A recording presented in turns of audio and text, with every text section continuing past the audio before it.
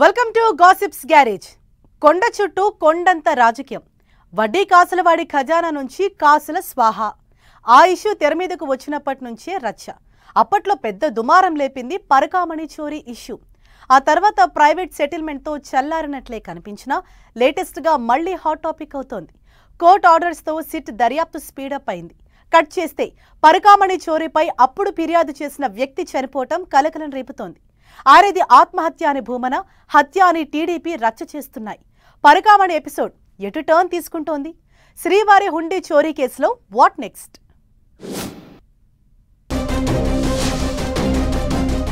కీలక మలుపులు తిరుగుతున్న పరకామణి చోరీ కేసు.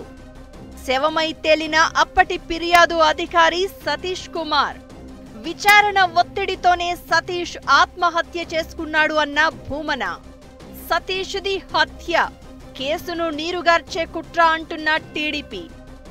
భూమన, వైవి సుబ్బారెడ్డి హత్య చేయించారని టీడీపీ ఆరోపణ. తిరుమల శ్రీవారి హుండీ చోరీ, అదే పరకామణి నుంచి కాసుల స్వాహ. ఇది 2-3 కిందటి ఇష్యూ. ఆల్ ఆఫ్ సడన్ గా 2 నెలల క్రితం బీజేపీ, టీడీపీ నేతలు దీన్ని మళ్లీ లైమ్ లైట్ లోకి తెచ్చారు. దేవదేవుడి సన్నిధిలో వడ్డీ కాసులవాడి ఖజానా లెక్కింపులో చేతివాటం చూయించారని వీడియోలు ప్లే చేసి మరీ చూపించారు TTD board member Bhanuprakash Reddy.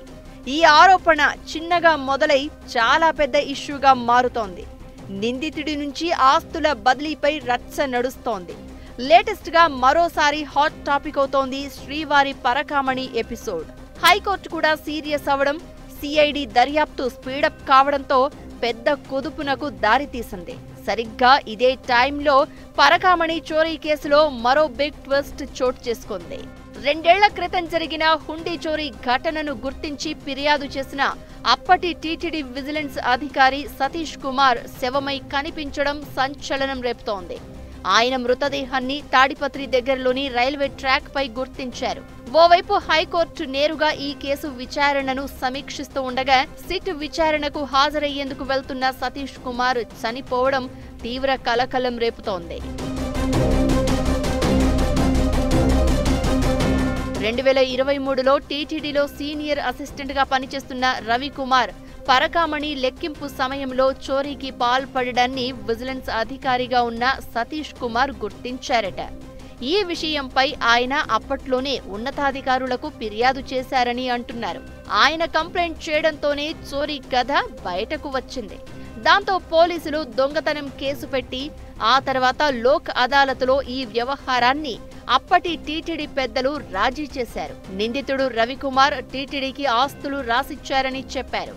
అప్పట్నుంచి దీనిపై వివాదం నడుస్తూనే ఉంది. లేటెస్ట్ గా హైకోర్టులోనూ పిటిషన్లు దాఖలు కావడంతో విచారణ జరుగుతోంది. ఇందులో భాగంగా నిందితుడు రమేష్ కుమార్ ఆస్తులపై ఏసీబీ దర్యాప్తునకు కోర్టు ఆదేశాలిచ్చింది.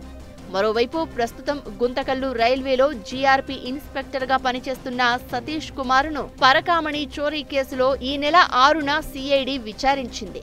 మరోసారి విచారణకు రావాలని సతీష్ కుమార్ కు సిఐడి నోటీసులిచ్చింది.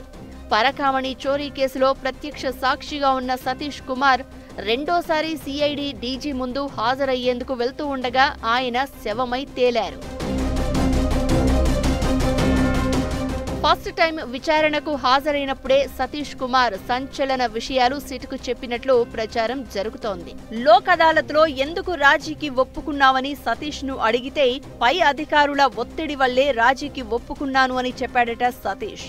అయితే ఎవరి ఒత్తిడితో రాజీ చేసుకున్నాడో రెండోసారి విచారణలో సతీష్ నుంచి స్టేట్మెంట్ తీసుకోవాలి అనుకున్నారట అధికారులు. కానీ విచారణకు వెళ్లే క్రమంలోనే సతీష్ చనిపోవడం అనుమానాలకు తావిస్తోంది.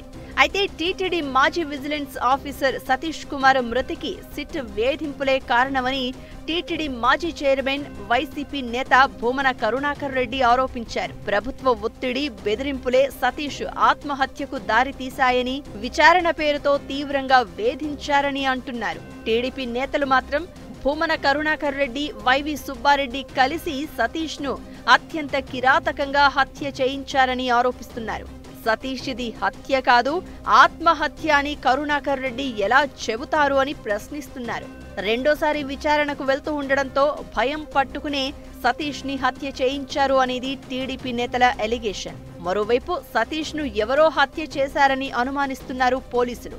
అతని తల, మెడపై గాయాలు ఉన్నాయని ప్రాథమికంగా మర్డర్ గానే భావిస్తున్నారు. పూర్తిస్థాయి దర్యాప్తు నడుస్తోంది. త్వరలోనే సతీష్ది ఆత్మహత్య, హత్య, సాధారణ మరణమా అనేది క్లారిటీ రానుంది. పరకామణి కేసు కీలక స్టేజిలో ఉన్న సమయంలో సతీష్ శవమై తేలడంతో ఇష్యూ కలకలం రేపుతోంది. ఇటు వైసీపీ కూటమి ప్రభుత్వాన్ని కార్నర్ చేస్తుంటే ఇరికిపోతామని భయపడే వైసీపీ లీడర్లే సతీష్ ను చంపించారు అని టీడీపీ నేతలు ఆరోపిస్తున్నారు. పరకామణి చోరీ కేసు ఇంకా ఎన్ని మలుపులు తిరుగుతుందో చూడాలి మరి.